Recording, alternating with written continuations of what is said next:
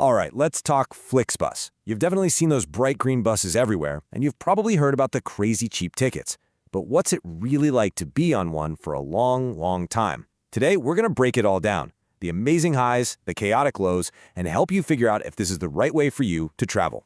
Okay, let's just start with the main event, the price. What if I told you that you could travel over 1,000 miles, say from Berlin all the way to Bucharest in Romania, for 15 euros? Yep, 15. That's not a typo. We found a traveler, Tom Thornton, who actually did it. And that, right there, is the magic trick of FlixBus. Price is so low, you kind of feel like you have to give it a try. But here's the real question, isn't it? Is that 15 euro ticket a one-way trip to a travel nightmare? Does that price come with a hidden cost to your sanity? That's what we're digging into today. We pulled together the real, unfiltered stories from a bunch of different travelers to get you the full picture. So let's unpack that promise a little more. That unbelievable price is the hook. It's why most of us are even thinking about spending hours or maybe even days on a bus. But is the number you see on the ad the number you actually end up paying? And look, it's not just for those huge cross-continent trips. Even shorter hops can be ridiculously cheap. One traveler, Ben Miller, snagged a ticket from Sheffield to Leeds for just £4. I mean, come on.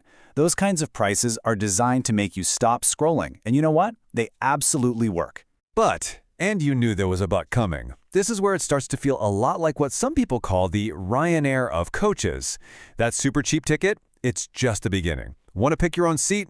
That'll be a little extra, maybe around 99p. Got more than one bag? Yep, that's another fee. And you can almost always count on a service fee getting tacked on right at the end. So that £4 ticket, well, it's probably not going to be just £4 when you finally hit confirm. And then there are the costs that don't show up on your bank statement. Your time.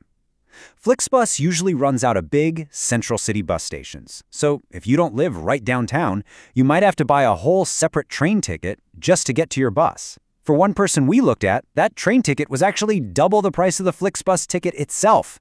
And that's all before your real journey even kicks off. Okay, now for the main event, the onboard experience, because this is where things get, let's say, unpredictable.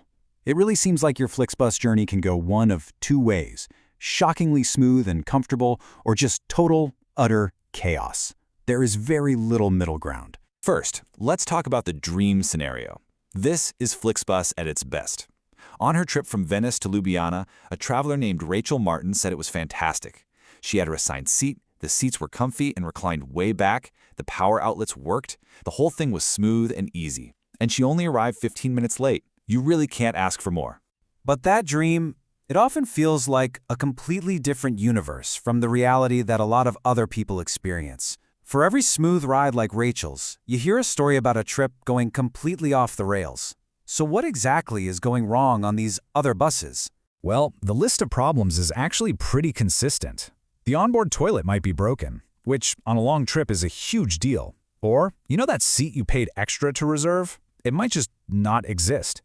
We've even seen stories of drivers getting lost. And then you throw in the passenger drama. People stealing seats, someone blasting music from their phone, or folks getting into loud arguments during a smoke break. It can be a lot. And that brings us to this really powerful quote from Tom Thornton, the guy who took that 32-hour trip. He went into it thinking the sheer length of the journey would be the hard part. But the reality? Oh, it was something else entirely. So if you do decide to roll the dice and book one of these epic marathon journeys, how in the world do you survive it?